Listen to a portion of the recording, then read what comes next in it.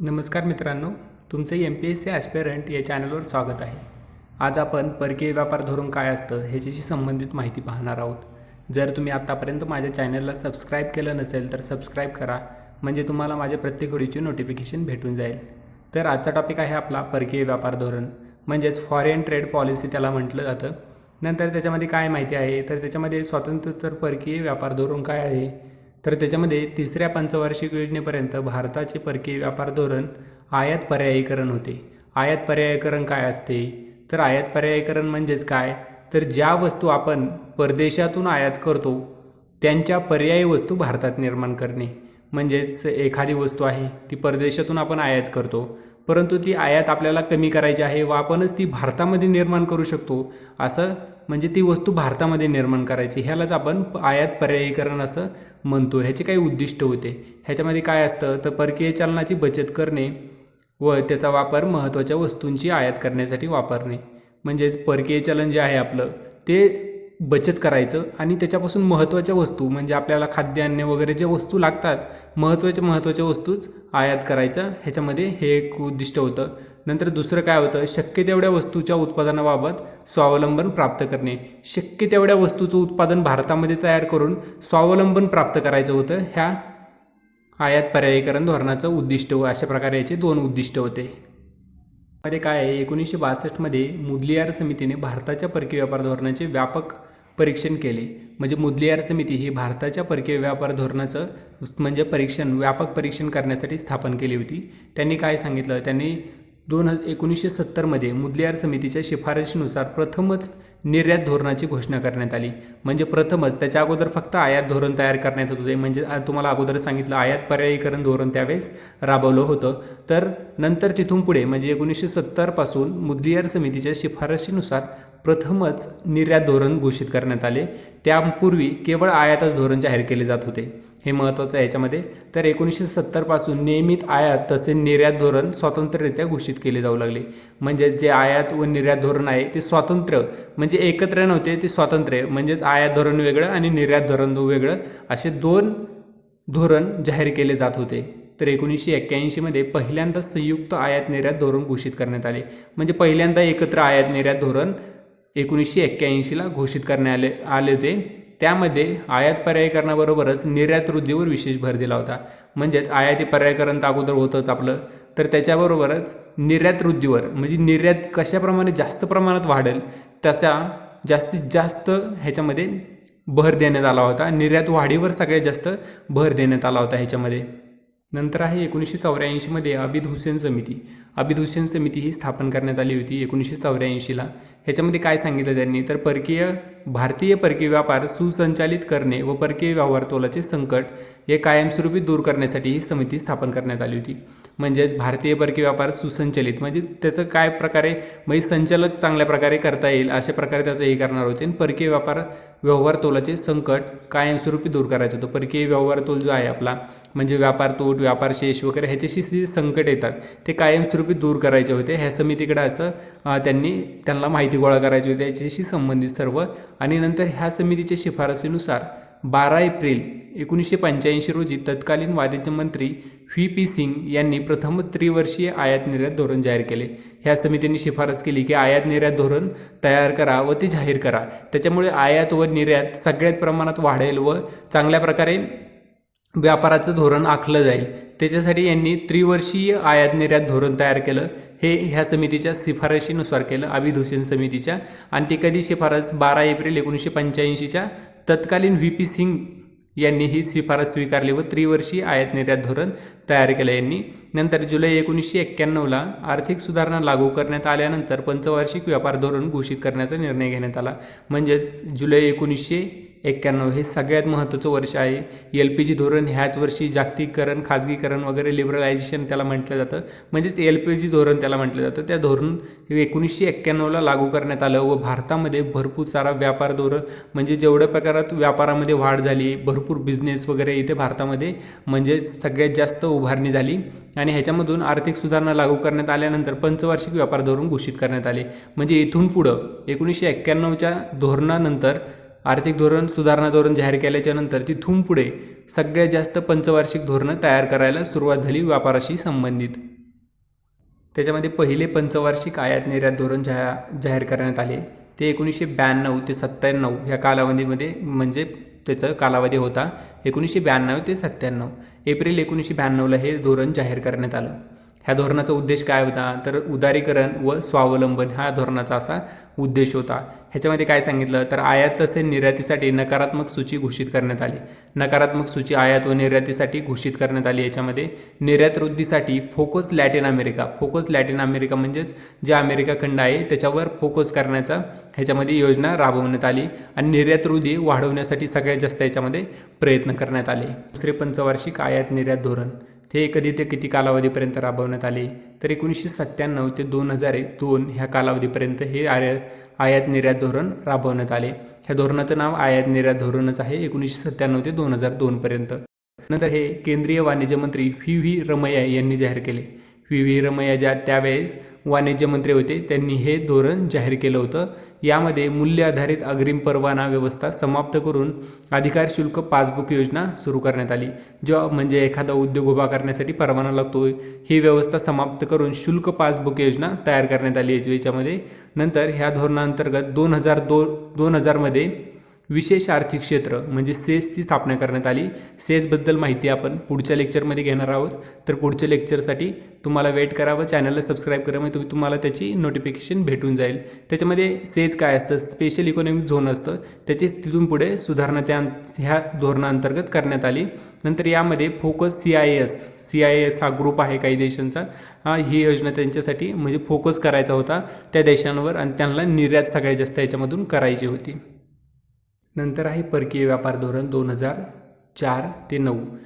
म्हणजेच परकीय व्यापार धोरणाचा कालावधी हा 2004 ते 9पर्यंत आहे आणि ते पहिलं परकीय व्यापार आयात निर्यात धोरण असं होतं, परंतु ते त्याच्यामध्ये नाव चेंज करून ह्याच्यामध्ये आता बदल करून परकीय व्यापार धोरण असंच नाव ठेवण्यात आलं. तिसरं परकीय व्यापार धोरण असं म्हटलं जात होतं, परंतु आता फक्त परकीय व्यापार धोरण असं म्हटलं जातं. तर 31 ऑगस्ट 2004 रोजी परकीय व्यापार धोरण घोषित झाले. 31 ऑगस्ट 2004ला हे परकीय व्यापार धोरण घोषित झालं. ह्याच्यामध्ये आयात निर्यात नाव बदलून नवीन धोरणाचे नाव परकीय व्यापार धोरण असे करण्यात आले. म्हणजेच पहिलं कसं आयात निर्यात धोरण हे नाव होतं अगोदर, मी तुम्हाला आपण हे धोरणं पाहितले, पहिलं आयात निर्यात धोरण, दुसरं आयात निर्यात धोरण, हे नाव बदलून फक्त परकीय व्यापार धोरण असं नाव करण्यात आलं. नंतर ह्याच्यामध्ये या धोरणाची काही विचारसरणी होती. काय विचारसरणी होती, तर ह्याच्यामध्ये व्यापार हे केवळ एक साध्य नसून ते आर्थिक वाढीचे साधन आहे. म्हणजे व्यापार हे एक साध्य नाही आहे, ते आर्थिक वाढीचे म्हणजे आपली अर्थव्यवस्था कशाप्रकारे वाढेल त्याच्यासाठी एक साधन म्हणून कार्य करतं. नंतर त्याच्यामध्ये निर्यातीचे महत्त्व फक्त परकीय चलन कमवणे एवढेच नसून ते देशात आर्थिक व्यवहार वाढीस लावणारे अभिवृद्धीचे इंजिन आहे. म्हणजेच काय, तर ह्याच्यामध्ये फक्त ते परकीय चलन मिळवायचं नाही आपल्याला निर्यात करून, तर त्यापासून देशात आर्थिक व्यवहार कशाप्रमाणे वाढेल हे ह्याच्यामधून म्हणजेच ह्याच्यामधून सगळ्यात जास्त आर्थिक व्यवहार वाढवण्याचा प्रयत्न करण्यात आलेला आहे. त्यामुळेच त्याला अभिवृद्धीचे इंजिन असं म्हटलं जातं. जे परकीय धोरण होतं 2004 ते 9पर्यंत, त्याचे काही उद्दिष्ट होते, त्याचे काही वैशिष्ट्य होते. त्याच्यामध्ये 2009मध्ये भारताचा जागतिक व्यापारातील हिस्सा 1.5% वाढवणे. म्हणजे 2009पर्यंत 2004 ते 9पर्यंत ही आर्थिक धोरण जाहीर केलं होतं. त्याचं 2009पर्यंत 1.5% आपला जागतिक व्यापार वाढवायचा होता. नंतर भारताच्या निर्यातीच्या 5 क्षेत्रावर विशेष भर द्यायचा होता. कोणते होते 5 क्षेत्र, तर कृषी, हस्तकला, वस्तू नंतर हातमाग आणि नंतर चामड्याच्या वस्तू आणि मौल्यवान खडे व दागिने यांचा ह्याच्यामध्ये समावेश होता. ह्या 5 क्षेत्रावर सगळ्यात जास्त विशेष भर द्यायचा होता. यांची निर्यात सगळ्यात जास्त करायची होती. म्हणजे तर संपूर्ण निर्यात क्षेत्राची सेवा करापासून मुक्तता करायची होती. म्हणजेच जेवढी संपूर्ण निर्यात करतात जे देश वगैरे, त्यांची सेवा करापासून मुक्तता करण्यात येणार होती ह्याच्यामधून. नंतर देशात जैवतंत्रज्ञान पार्कची स्थापना करण्यात आली. म्हणजेच ह्याच्यामध्ये ह्याचं वैशिष्ट्य असं होतं की ह्याच्यामधून जैवतंत्रज्ञान पार्कची तेव्हापासून सगळ्यात जास्त स्थापना करण्यात आलेली आहे. ह्याच्यामध्ये 3 नवीन योजना सुरू करण्यात आल्या होत्या. ह्या 3 नवीन योजना कोणत्या होत्या, तर टार्गेट प्लस योजना एक होती, नंतर विशेष कृषी उपज योजना एक होती, नंतर सर्व्ड फार्म इंडिया योजना ही एक योजना ह्याच्यामध्ये तयार करण्यात आली होती. नंतर सेवा निर्यातीसाठी नवीन सर्व्हिस एक्सपोर्ट प्रमोशन काउन्सिलचीच तयार करण्यात आली होती. म्हणजेच नवीन काही निर्यात करायची आहे, सेवा निर्यात जास्तीत जास्त प्रमाणात वाढवण्यासाठी नवीन सर्व्हिस एक्सपोर्ट प्रमोशन काउन्सिलची निर्माण ह्याच्यामध्ये करण्यात आली होती. नंतर आहे परकीय व्यापार धोरण 2009 ते 14. 2009 ते 14पर्यंत याचा कालावधी आहे ह्या परकीय धोरणाचा. ह्याच्यामध्ये काय उद्दिष्ट काय वगैरे सर्व माहिती याची आपण चांगल्या पद्धतीने घेणार आहोत आणि हे एक्झामच्या दृष्टीने खूप महत्त्वाचं परकीय व्यापार धोरण आहे. ह्याच्यामध्ये केंद्रीय वाणिज्य व उद्योग मंत्री आनंद शर्मा यांनी 27 ऑगस्ट 2009ला हे धोरण जाहीर केले होते. 27 ऑगस्ट 2009ला हे धोरण जाहीर केले होते. ह्याचे उद्दिष्ट काय होते तर निर्यातीतील घसरण रोखणे व घसरणीची प्रवृत्ती धनात्मक करणे. म्हणजे निर्यातीमध्ये जी घसरण आहे ती रोखायची आणि ते जेवढ्या प्रमाणात ते घसरण होती त्याचं धनात्मक रूपांतर करायचं होतं. म्हणजे जेवढ्या प्रमाणात त्याच्यामध्ये नफा मिळवायचा होता. नंतर आर्थिक मंदीमुळे प्रभावित क्षेत्रांना अतिरिक्त सहाय्य उपलब्ध करून देणे. आर्थिक मंदी होती 2008ला, सगळ्यात मोठी आर्थिक मंदी आली होती. त्या मंदीमुळे प्रभावित क्षेत्रांना आर्थिक सहाय्य ह्याच्यामधून निर्माण करून द्यायचं होतं. जेवढ्या प्रमाणात आर्थिक सहाय्य निर्माण करता येईल शासनाला तेवढ्या प्रमाणातून ह्याच्यात निर्माण करून देणार होतं. नंतर मार्च 2011पर्यंत $200 अब्ज वार्षिक लक्ष्य व 15% वार्षिक निर्यात वृद्धी साध्य करायची होती. ह्याच्यामध्ये $200 अब्ज हे वार्षिक लक्ष्य होतं, तर 15% वार्षिक निर्यात वृद्धी साध्य करायची होती ह्याच्यामधून. तर 2014पर्यंत वस्तू व सेवांची निर्यात दुप्पट करायची होती. ज्या वस्तू व सेवांची निर्यात होती ती ह्या योजने म्हणजेच ह्या धोरणामधून दुप्पट करायची होती 2014पर्यंत. नंतर 2014पर्यंत देशाची निर्यात वृद्धी 25% वार्षिक दराने वाढवण्याची संभावना होती.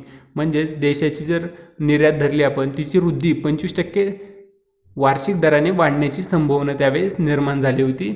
नंतर 2020पर्यंत आंतरराष्ट्रीय व्यापारातील भारताचा हिस्सा दुप्पट करण्याची दीर्घकालीन लक्ष्य होते. त्यामध्ये जी दीर्घकालीन लक्ष्य होते 2020पर्यंत आंतरराष्ट्रीय व्यापारातील भारताचा हिस्सा दुप्पट कसा होईल हे याच्यामधून लक्ष निर्माण करण्यात आलं होतं. नंतर 2008मध्ये हा हिस्सा 1.64% होता. म्हणजे ज्यावेळेस हे लक्ष घोषित करण्यात आले म्हणजे 2008ला हे लक्ष घोषित करण्यात आले त्यावेळेस 1.64% एवढाच त्याचा हिस्सा होता. तो 2020पर्यंत दुप्पट करायचा होता. म्हणजेच 3%च्या वर ह्याचा हिस्सा म्हणजे दीर्घकालीन लक्ष याच्यामध्ये ठेवलं होतं. 3%च्या वर ह्याचा हिस्सा वाढवायचा होता. असं याच्यामध्ये ह्याचे काही वैशिष्ट्य होते. नंतर परकीय व्यापार धोरण 2015 ते 20 हे सगळ्यात महत्त्वाचं धोरण आहे. हे आत्ताच 2015 ते 20 कालावधीसाठी आहे. म्हणजे आपलं 2020 संपत आलं आहे. 2020च्या नंतर 2021साठी परकीय धोरण तयार केलं जाईल. परंतु आत्तापर्यंत 2020पर्यंतच परकीय धोरण आपल्या सिलेबसमध्ये आहे. तर ह्याच्यामध्ये वाणिज्य मंत्री निर्मला सीतारामन यांनी 1 एप्रिल 2015 ते 31 मार्च 2020 या कालावधीसाठी परकीय व्यापार धोरण घोषित केले. कधी ते किती कालावधी आहे तर 1 एप्रिल 2015 ते 31 मार्च 2020. कुणी घोषित केले तर निर्मला सीतारामन यांनी हे म्हणजेच हे वाणिज्य धोरण घोषित केले म्हणजेच व्यापार धोरण हे घोषित केले. ह्याच्यामध्ये काय आहे तर जागतिक व्यापारातील हिस्सा 2020पर्यंत सध्याच्या 3%हून दुप्पट करायचा. म्हणजे जागतिक व्यापारात हिस्सा म्हणजे जो आता 3% जागतिक व्यापारामध्ये आपला हिस्सा आहे तो 2020पर्यंत म्हणजेच 2015ला 3% हा जागतिक व्यापारातला हिस्सा होता. ते 2020पर्यंत किती करायचं होता तर 6%पर्यंत त्याचं हे करायचं होतं. 6%पर्यंत त्याचं म्हणजे जागतिक हिस्सा वाढायचा होता व्यापारामधला आपल्या भारताचा. त्यासाठी आयात पर्यायीकरण धोरण मी आयात पर्यायीकरण धोरण तुम्हाला पहिल्या स्लाईडमध्ये समजून सांगितलं आहे ते व निर्यात प्रोत्साहन यावर भर देण्यात आला. निर्यातीला कशाप्रकारे जास्त प्रोत्साहन भेटेल ह्याच्यावर सगळ्यात जास्त हे म्हणजे परकीय धोरणामध्ये ह्याच्यामध्ये भर देण्यात आलेला होता. ह्या धोरणामध्ये म्हणजेच हे आत्ता परकीय धोरण पाहितलं आपण 2015 ते 20 कालावधीच्या ह्याच्यामध्ये काय करण्यात आलं तर यापूर्वीच्या काही योजनांचे एकत्रीकरण करून 2 नवीन योजना सुरू करण्यात आल्या.